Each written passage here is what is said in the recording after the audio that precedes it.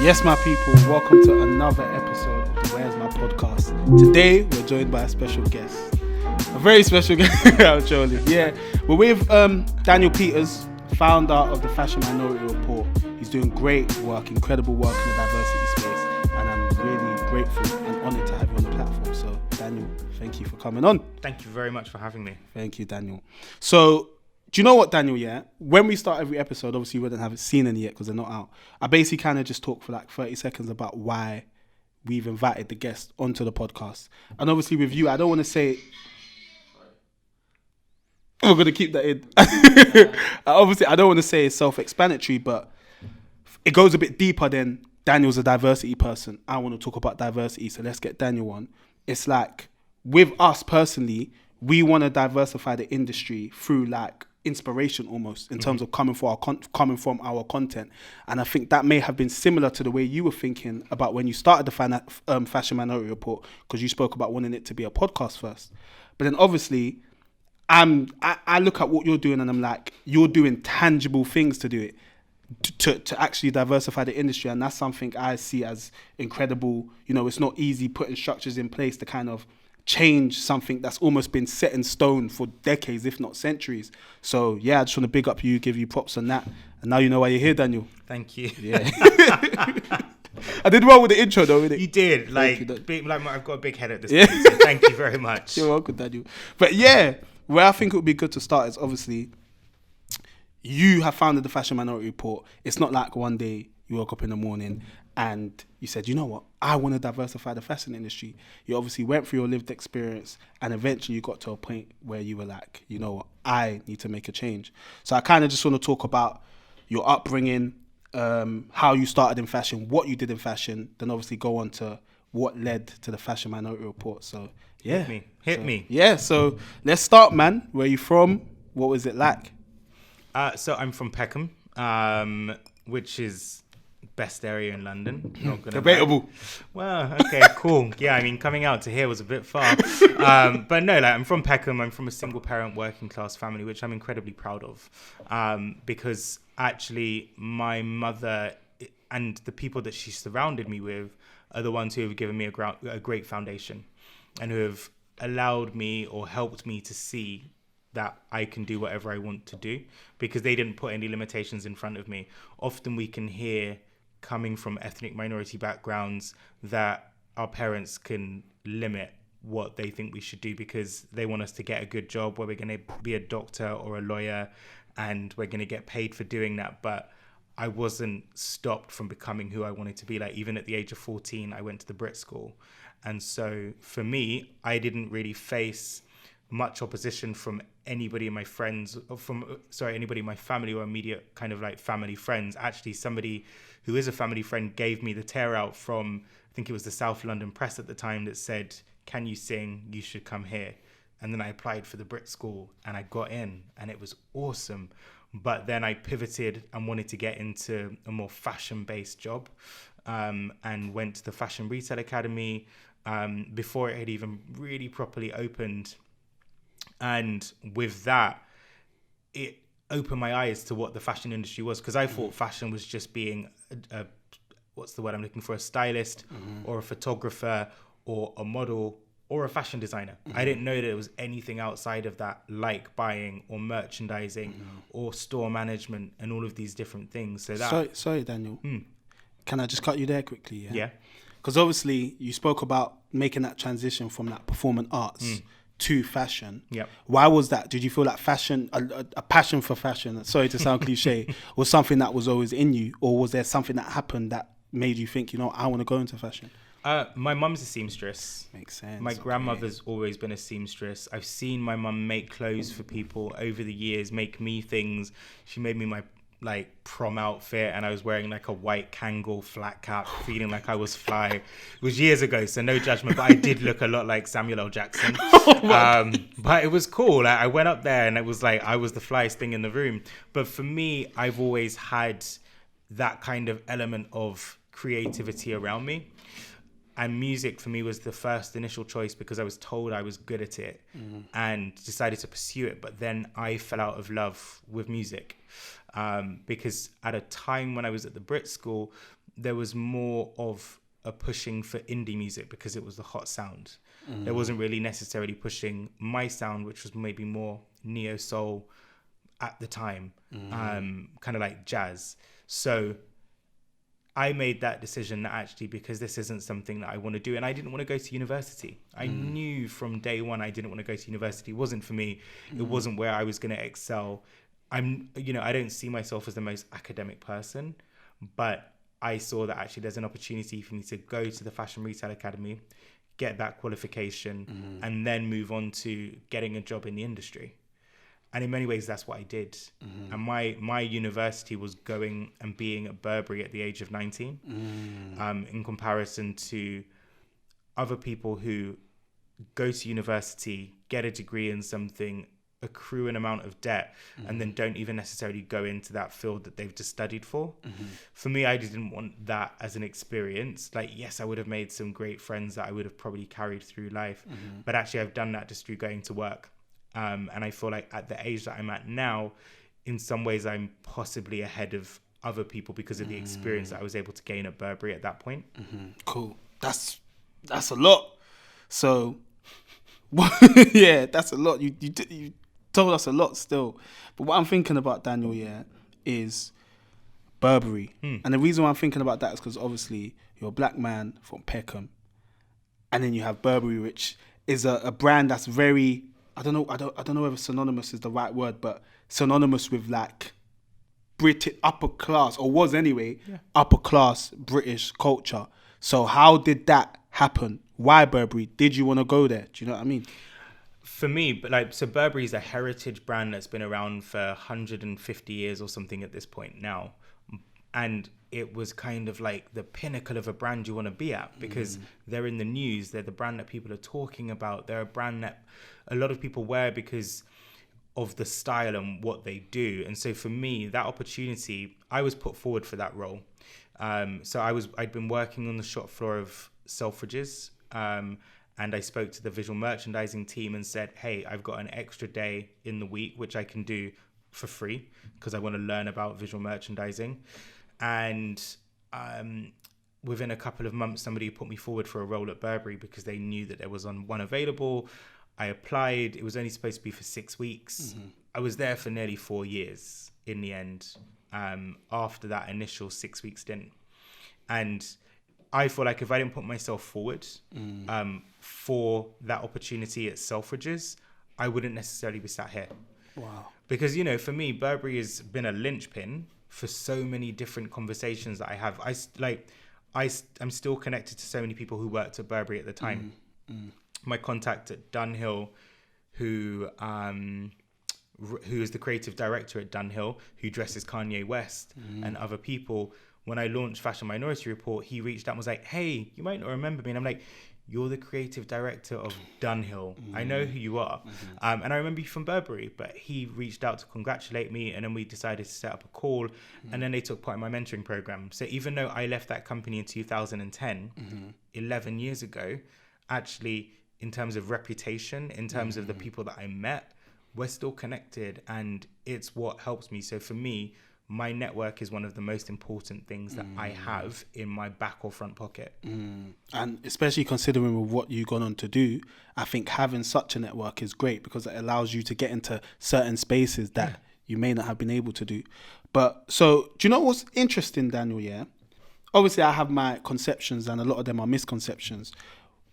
Going back to what I said before about you obviously being a black man from Peckham, I'm putting you at Burberry and I'm thinking it must have been Burberry which was the birthed the initial sort of energy to kind of diversify the fashion industry because of the perception I have of Burberry. But from the way you're speaking about it, it seems like you loved working there and it weren't the place that started the thinking. It's the place that I've gone back to thinking about. Like, Burberry was great when I was there. I was 19. At that point, you're not necessarily, back in the day, make it sound like I'm about 90, but back in the day, like, I wasn't thinking about the people who weren't there. I was just lucky to be there. And I was skipping around the building because, I was the youngest person at Burberry for a year or two. And I didn't notice at that point that the only other black people who were really there were mainly in security or mainly in IT. And not saying that there's anything wrong with those roles, but the point is there were so few people in that marketing or visual merchandising space where I was. And I was blind. I had blinkers on. It was only as I've gone through my career that I've started to notice, hang on, why am I the only person in this office or at this table who looks like me or who comes from a similar walk of life, who comes from a family in Peckham? Whereas you've got Tabithas and Tarquins, no offense to people who have those names, but you've got people who come from money and who come from having a connected network through their parents or cousins or friends and whatever. I didn't have that. Like, I've had to build that network from that point. And so for me, like, Burberry was amazing. Like, don't get me wrong, it was brilliant. Like, it's what allowed me to cut my teeth with the industry. But again, it's like a brand and business I can still lean on in terms of talking about. But, you know, sometimes I would talk to people and say, oh, I'm at Burberry, and then their instant thing was, oh, what store did you work in? Nothing wrong with working in a store, but why is your quickest assumption that I've come from the retail space or that I work in the retail space? Why isn't it that I could work in head office? No matter what that role could be in head office, your perception of, well, stereotype has built this ideal of who I can be and what I can do. So Burberry was great. To kind of summarize on that, it gave me a really rich experience, and I've met some incredible people who have shaped my career and who still continue to shape my career. But upon reflection, there were so few people doing a similar thing to me that actually there was a balance that needed to be addressed back then. Do you know what, Daniel? Yeah, I think what you were saying is a really good segue into like what you think are like the main barriers to entry for diverse people into the fashion industry. Because obviously you spoke about the Tabithas and the Tarquins. They have that network already to kind of be in these places. So that's obviously one of them. What would you say are the main ones? And look, to that point, it's not to say that people from, you know, the white community don't face different levels of challenge. Obviously, finance and access are two things that I think hinder so many people getting into different spaces. The way that I speak has allowed me to get into so many more places than many other black or brown people or people from South London or wherever. But because I speak with a slightly clipped accent, it means that when I speak to somebody in a phone interview, they don't know who I am, where I'm from. Also, my name, Daniel Peters, that's not a barrier, because actually you can't make an assumption based on my name as to who I am. Now that you've got things like LinkedIn, of course you can go onto my LinkedIn profile and check out who I am as a person.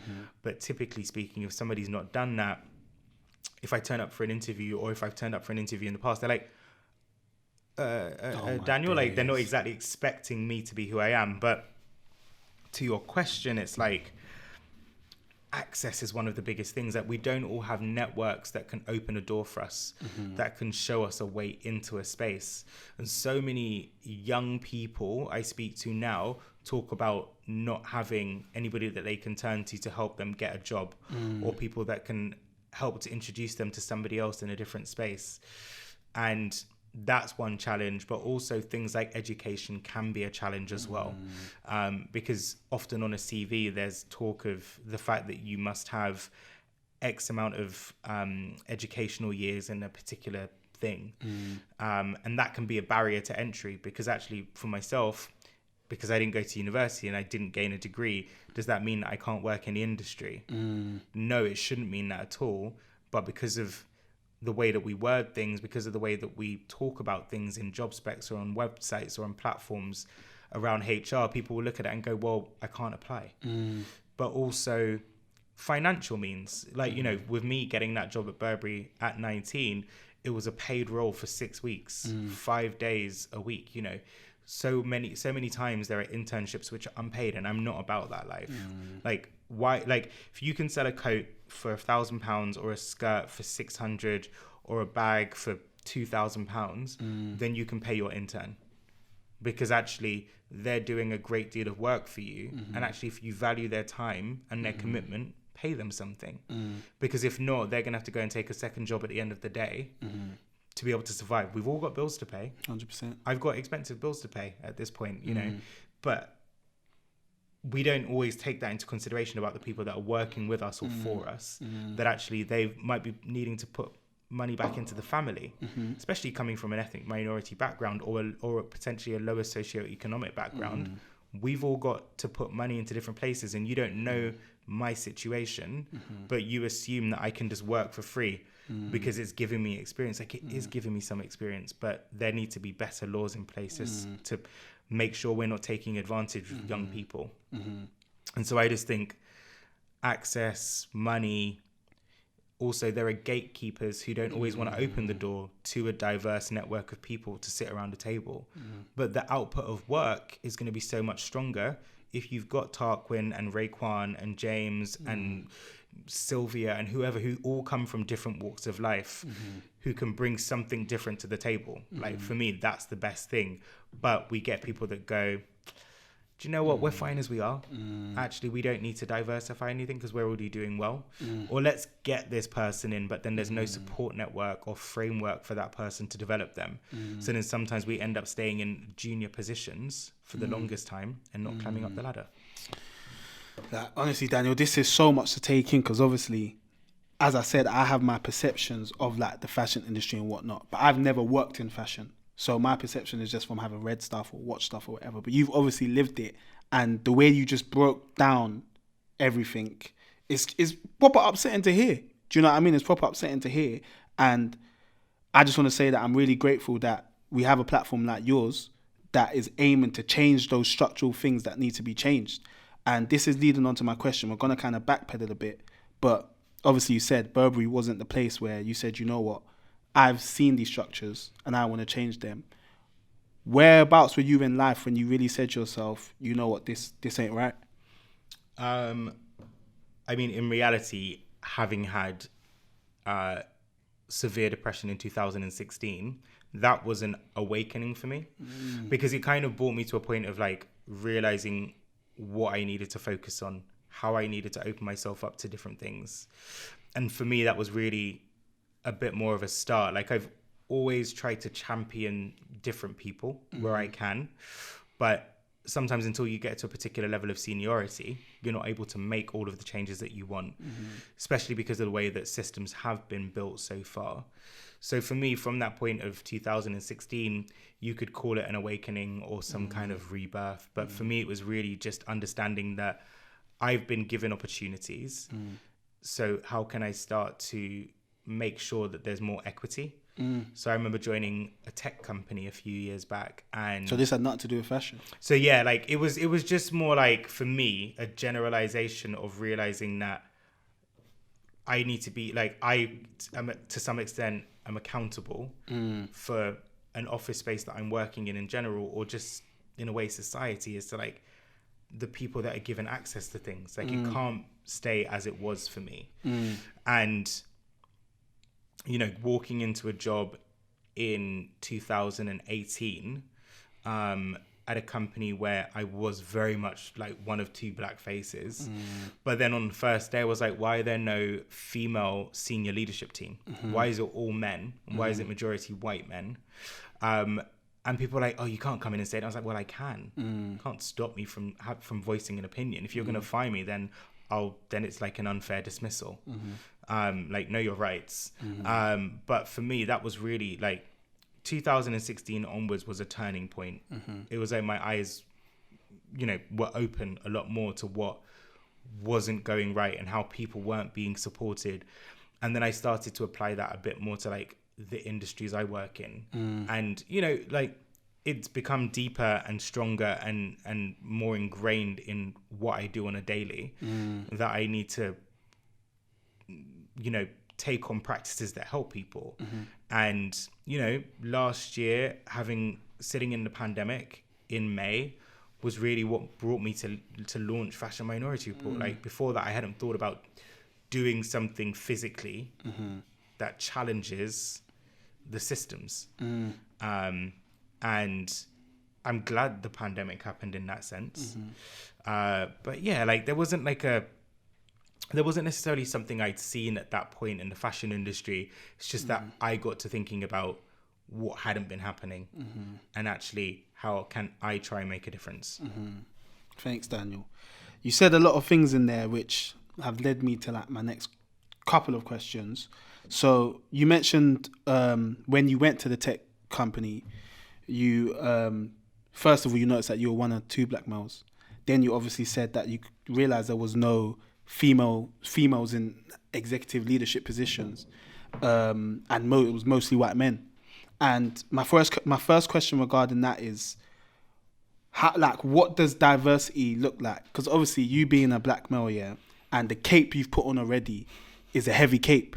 Do you know what I mean? So let's just say you only wanted to support black people. Nobody can come and say to you, nah, Daniel, that's not fair. Do you know what I mean? Yeah. So why did you decide to kind of, yeah, as I said, what is diversity to you? Why did you decide to have this definition of diversity? And also, what does the Fashion Minority Report do, and what is it aiming to do? Okay, so there's like 25 questions in that. I think for me, like, and also it's important for me to say, it's like, it's not just diversity, it's equity and it's inclusion. It's like, because for me, like, I could have launched a company or focus, like you say, on just the black community, and I would be within my rights to do that, because actually we've faced many hardships, and I could have just solely focused my energy on that. But then when I look at my friendship group is broad. The amount of people I interact with on a daily basis is broad, and diversity and inclusion is broad. Like, there's so many different pillars: race, gender, age, sexuality, religion. So for me, it was important that I try and support as many different marginalized communities as possible, because, and I say this a lot, but what we do in society is we pick up whatever the problem is and we extinguish that, but we don't look at things holistically.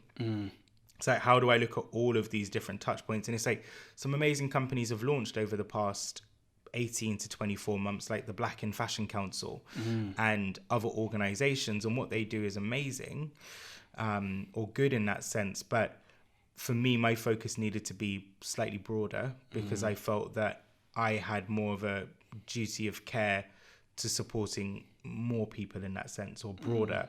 But I can see again why people have set up things just for black people, and you should, I can't question people for doing that, and nobody who are non-black should be questioning why that is. Actually, we should be supporting. It's about allyship. How do we get behind people and help to amplify what they do? How do we get behind them and support their initiatives and the things they're doing? So for me, diversity is broad, and it means creating equal space for people, no matter what their background, no matter what community they're from.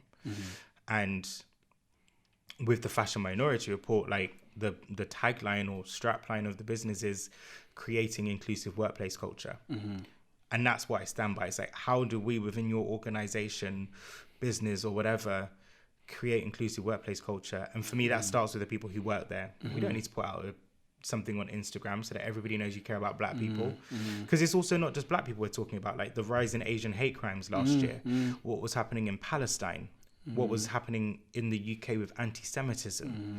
So it's like, all of those different communities need our support, and the buck doesn't stop with me with just one of them, or with my own community that I'm part of. I would not be being an ally.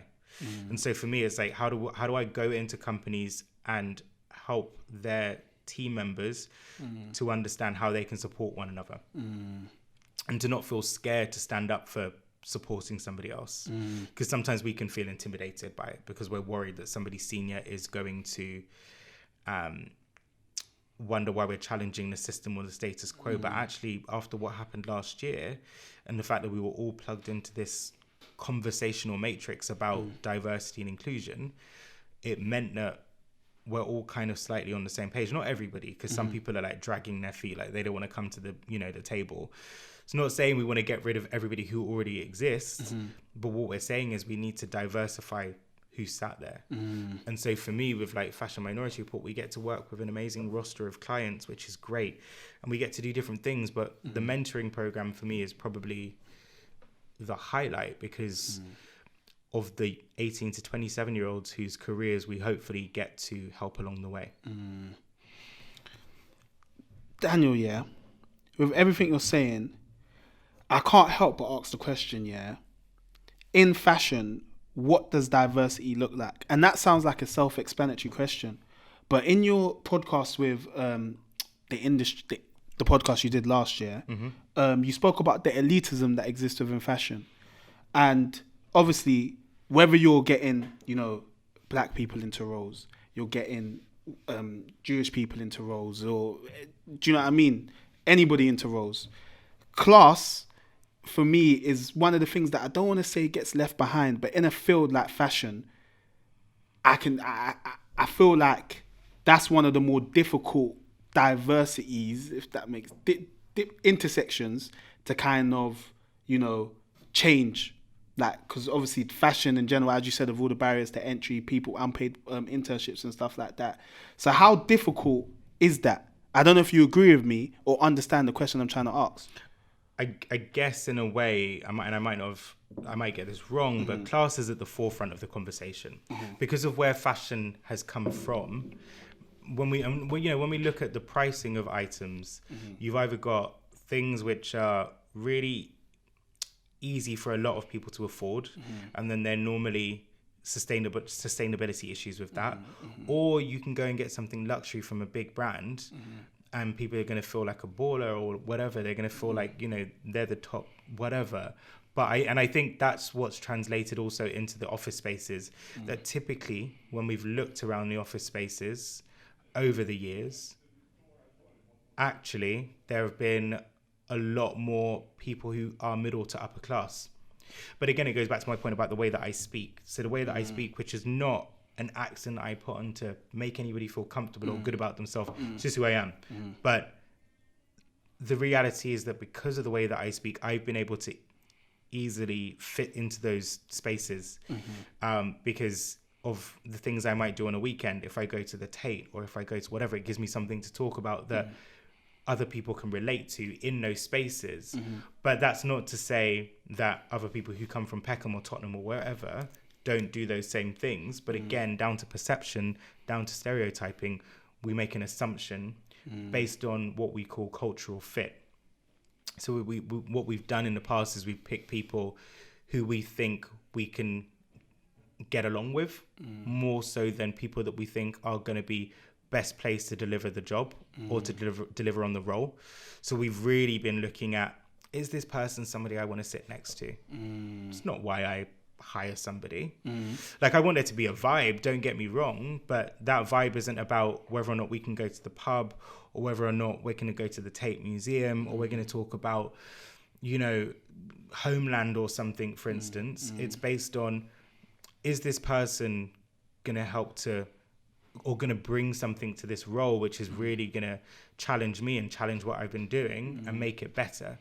So in that sense, like, we need to remove class barriers, which have very predominantly been there, and a lot of people in the industry do acknowledge that. It's been very white, middle class to upper class, men and women who have typically more access. And for the people from minority backgrounds who do often manage to climb over that barbed fence, it's because of the fact that we are the right cultural fit, and we're not posed as a threat. We're seen as, people who are we can assimilate. Yeah, in a way. And like, I'm not there to be, a clown. Like, I'll be funny, I'll be charismatic, but I'll get my job done. But I'm not doing that in a way that's going to make you feel happy per se. Like, I'm just like, I need to show up to work as me every day. And I think that's what we need to be doing in industry now. We need to be creating a space where everybody can turn up as their authentic self. And so far, we've not been able to necessarily do that incredibly well. Even just being able to bring in your own lunch from your own cultural background that's going to have particular flavorings and spices that people are going to not necessarily recognize. But it's not for you to call out, what's that smell? It's for you to just be quiet and let that person enjoy their food. 100%. Or Food's if- nice as well. Yeah, exactly. Like if I want to bring ackee and saltfish to the office, like I'm gonna do that. But at the same time, yes, we've all been a little bit more naive to the benefits of what having a more diverse team will bring to your business.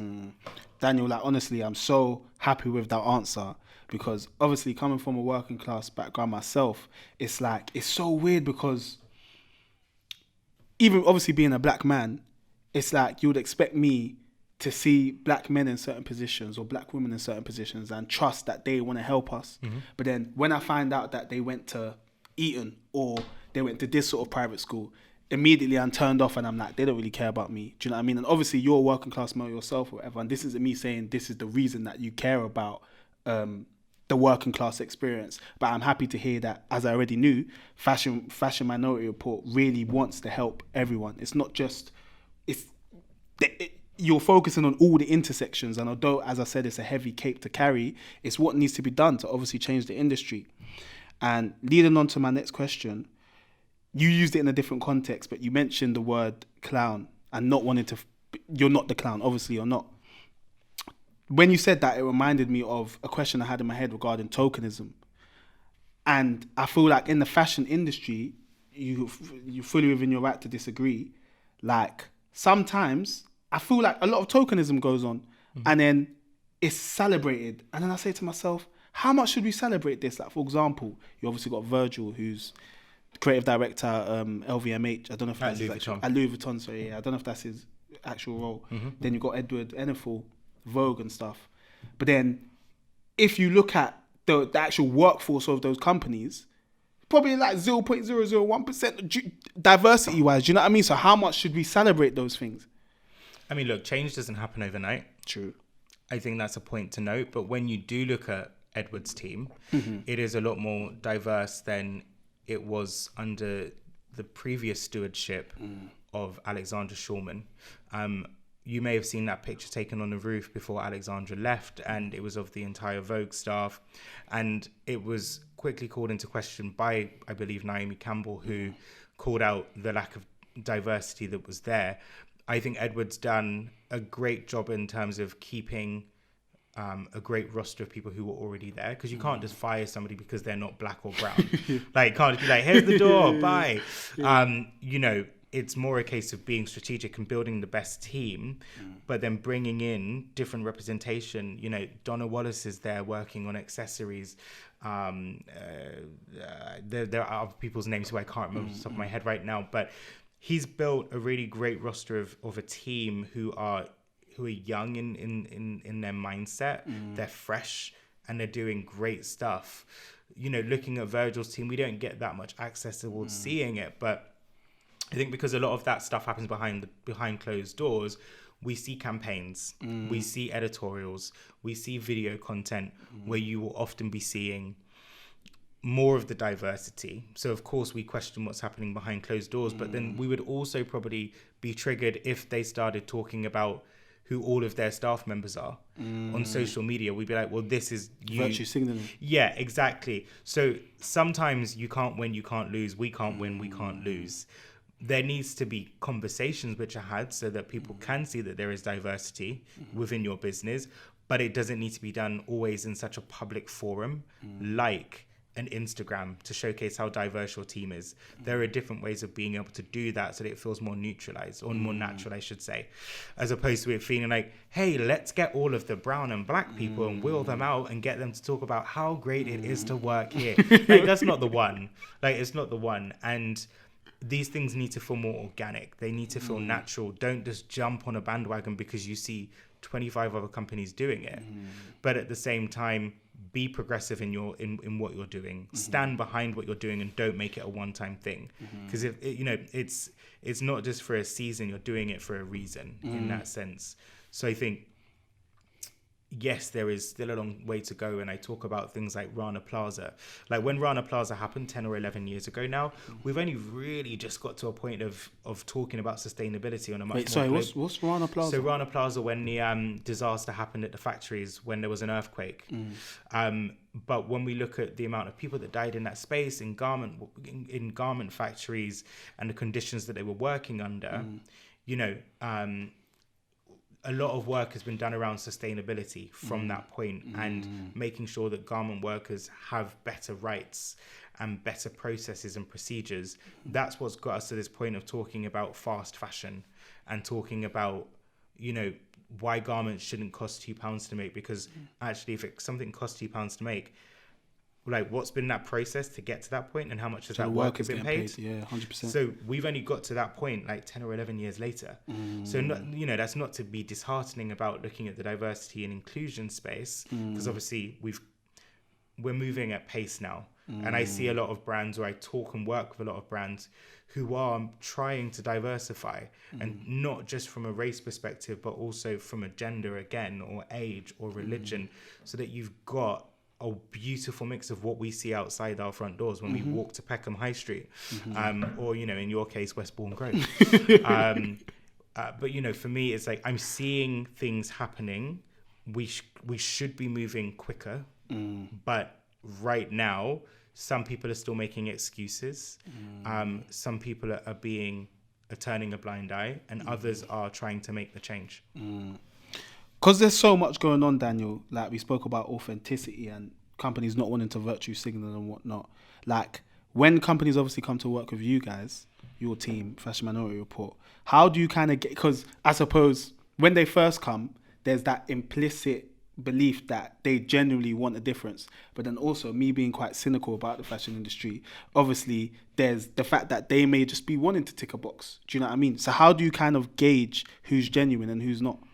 I think it depends on who I'm talking to, and at what levels of seniority people are engaging with the conversation before we potentially start doing the work. I think that says a lot. The empathy that people will have about the situation, because empathy is a big thing in this situation. But the energy they come with, and actually how interested they look or are engaged with the conversation, because you can turn up and just be there because you've been told you've got to be in the room as a senior leadership member. And I can see through that in a sense, but it's just trying to make sure that the companies we work with are genuine in their intention. And you can tell sometimes, like if people want to start by talking about their team as opposed to their kind of marketing, for instance, that's kind of where you are able to gauge. Because for me, again, it goes back to the people who are the ones who make up your business.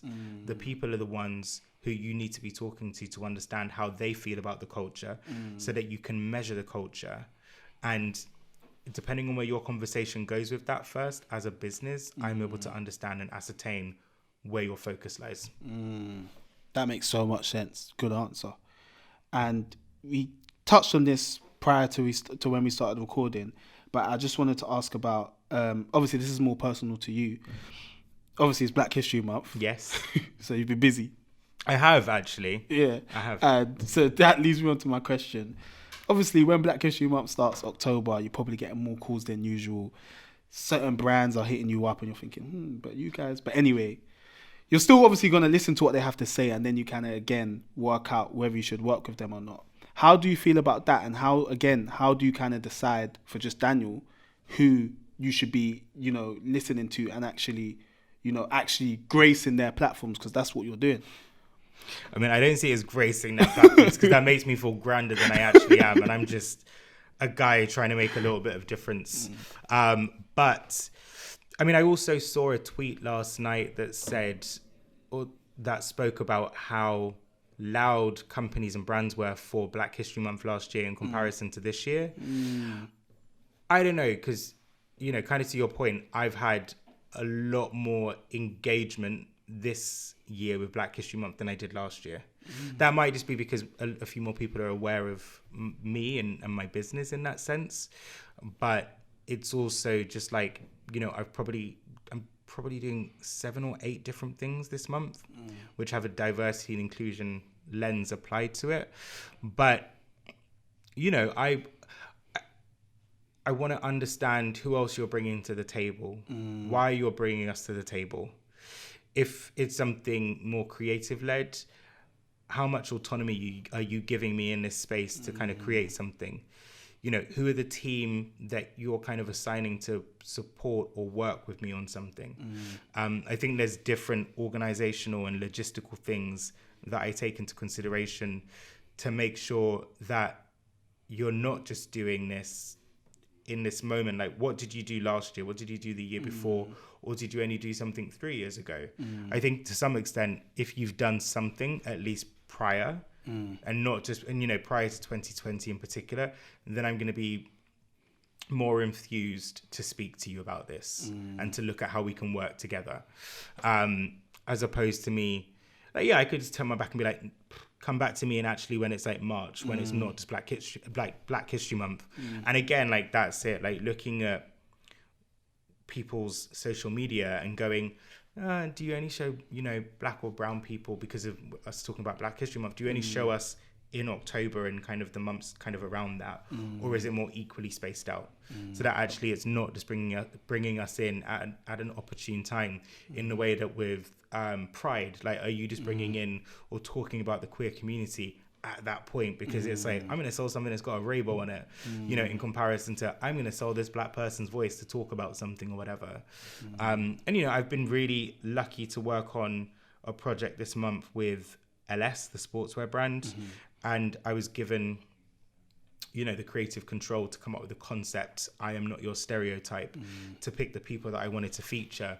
Sick. You know, our cast were obviously all black, but then also the people that work behind the scenes, they were diverse.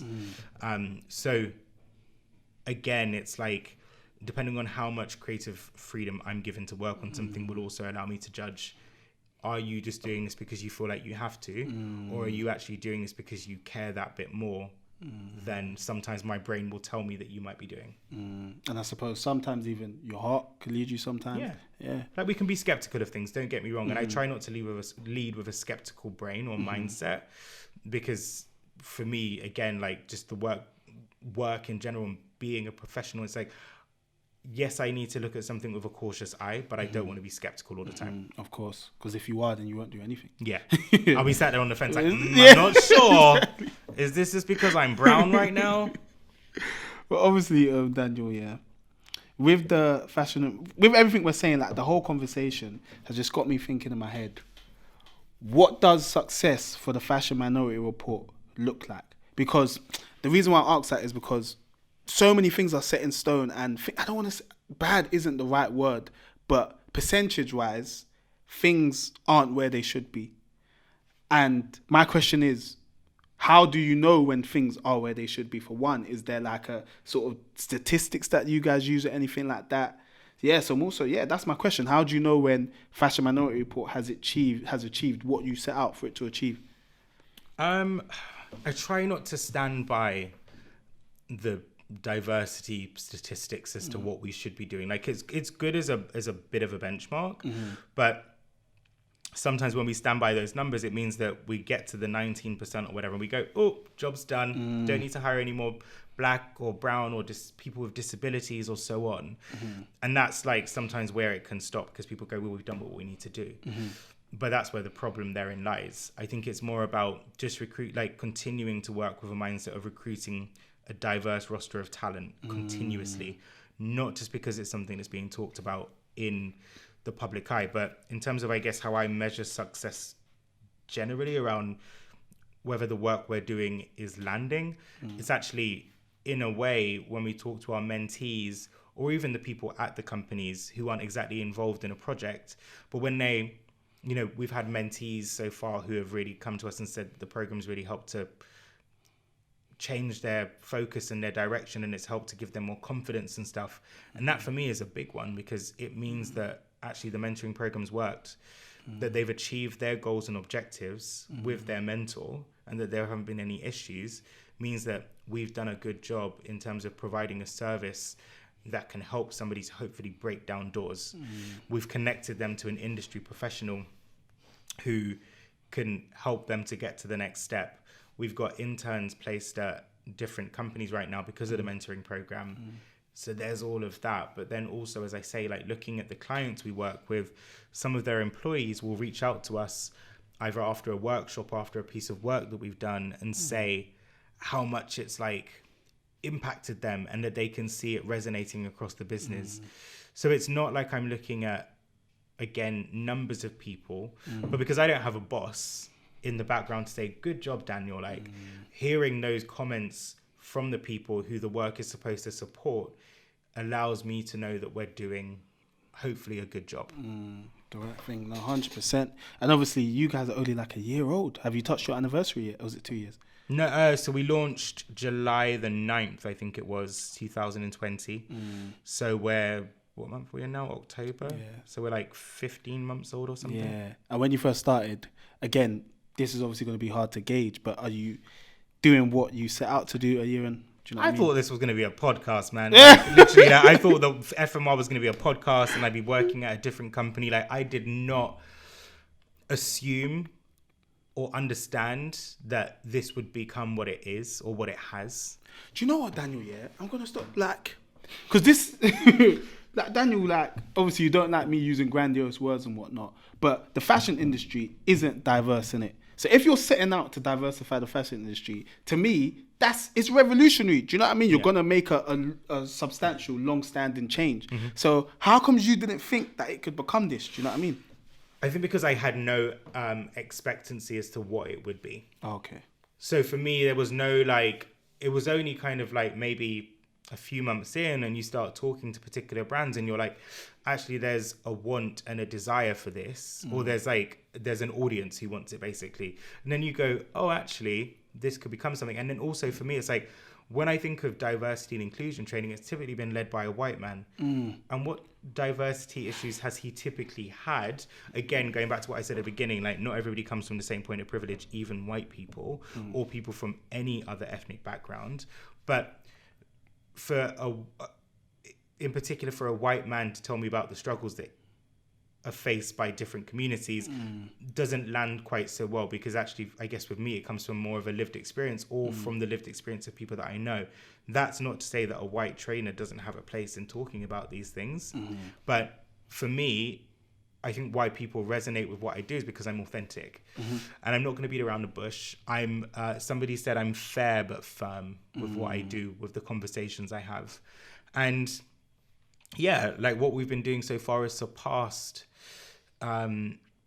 what I imagined. The fact that we're going on to our second mentoring cohort and that we had over 130 people apply is like epic. Like it's amazing.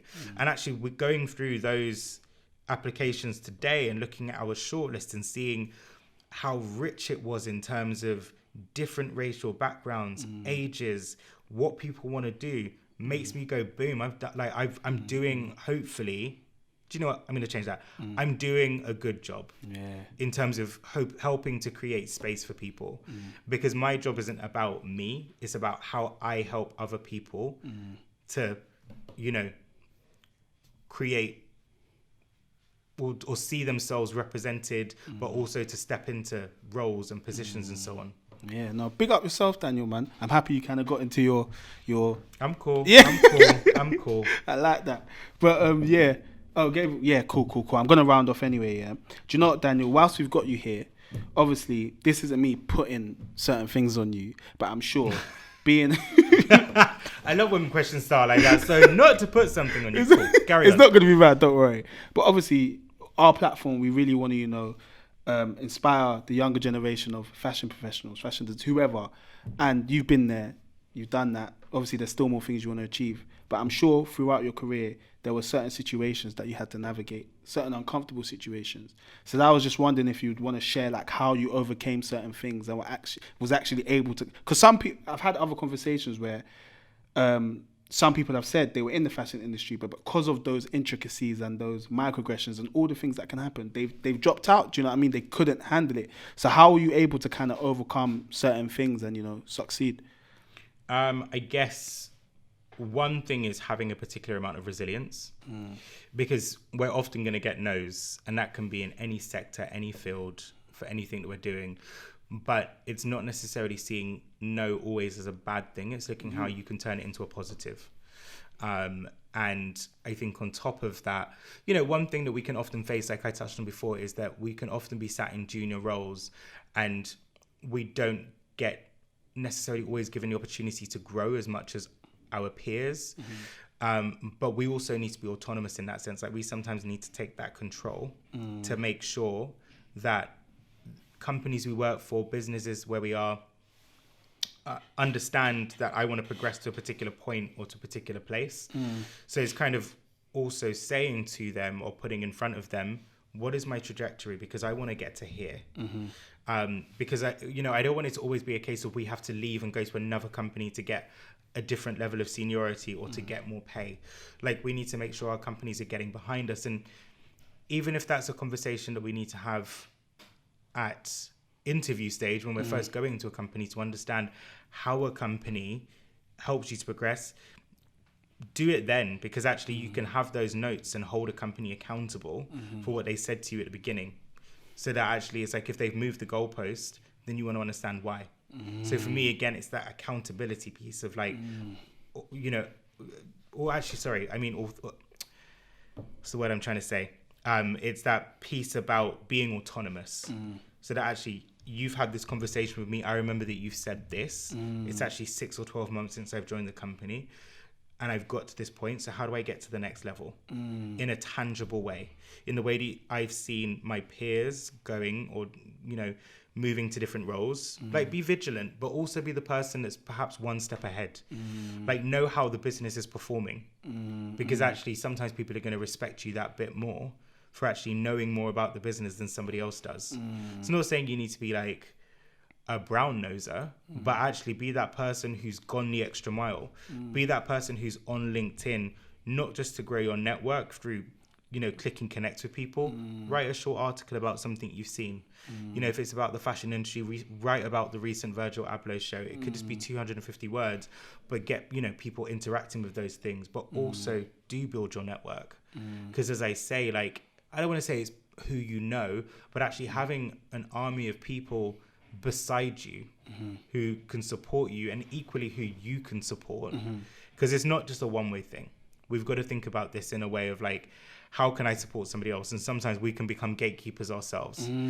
And I don't want to do that with Fashion Minority Report. It's like, how can I continuously open the door towards supporting one another and actually collaborate with other people? Because collaboration has been one of the best things for me as a business. Like, how can I collaborate with people? How can I evolve my ideas? Because sometimes we can hold things so close to ourselves and not see that they can be better by bringing other people on board. I've probably just gone off on a tangent now. No, Daniel, that was that I don't know what to call it, anecdote of advice or whatever you want to call it, was sick. Like, there were so many things you said in there. I thought, like, for example, you know, you made the point at like writing stuff down to almost keep your employer accountable. Have you ever have you ever done that before? Yeah. That's mad. Like, I've never ever thought to do that. I think it's more often that we need to be writing things down, even like, and it might sound ridiculous, but having like a work journal, you can have a spreadsheet just based on just keeping note of those things. Because actually it's also like you get to a year after you've been in a company or a year on from any kind of review, and actually how are you expected to remember every single thing that you've done? But also you've got to measure what you've not exactly done well, so that you can talk about how you've become better. Because actually it's you're putting in front of somebody not just the good things, but also how you've understood that I may not have performed as well as I could have done, but these are the ways that I could have done better. And these are the tools and resources that I need to hopefully become better at what I'm doing. Sick. It's all about the self-reflection. Yeah. So, Daniel, I've got one more question. You've obviously given loads of advice already, and thank you so much for that. Literally, just if you could give just one piece of advice, like just one, to, you know, the young professionals that want to get in the fashion industry. It doesn't have to be like a professional advice. It could be like a self-worth piece of advice or something like that. What would it be? Step outside of your comfort zone. You had that quick. Because I was thinking about it, and actually it's because somebody said something to me about a week ago. as a mentee, they were paired with somebody that they thought weren't going to be able to get them. But actually, that person opened up their eyes to so many more things. And actually, that's one thing I benefited from being at Burberry, being at Selfridges, being at the British Fashion Council, that actually I'm not exactly mixing with people who are from a similar walk of life to me. Like, I know we're saying about particular people who have more access, but also sometimes being around those people challenges your idea of how things or how you perceive things. So I think sometimes we can be so comfortable in what we know, and we need to step outside of that, because actually it expands our minds, our horizons, and potentially opportunities. Mate, what a way to end. Daniel, mate. Absolute pleasure. Thank you so much, Thank you man. so much. Honestly, that was a really, really, really, really edifying conversation. Definitely up there. Might be my favorite episode so far. You know? That's a major accolade, you know. But before we sign off, Daniel, I just want to give you the opportunity to kind of share your socials with our viewers. Oh, now I've got to remember what they are. Find us, basically. I mean, like, if you want to go to the website, it's fashionminorityReport.com. And through that, you can find out what our different social channels are. And we're launching a new learning platform in 2022 for people who want to learn more about the fashion industry and creative sector. That's sick. I need that. When you said it's coming out, do you know what coming month? out about hopefully January 2022. So like follow Fashion Minority Report on Instagram, and we'll be announcing it on there. Yeah, make sure you follow, guys, and obviously with us, you know where to find us. WMTV.LDN Instagram. LinkedIn's gonna get popping soon, so look out for that. Obviously on YouTube, WMTV LDN. But yeah, thanks for watching. As I always say, keep it locked. If you ever want to take in future episodes on the go, you can also find us on Apple Music and Spotify. When you get there, please, if you don't mind, leave us a 5-star review and whatnot. It will definitely help. And yeah, as I always say,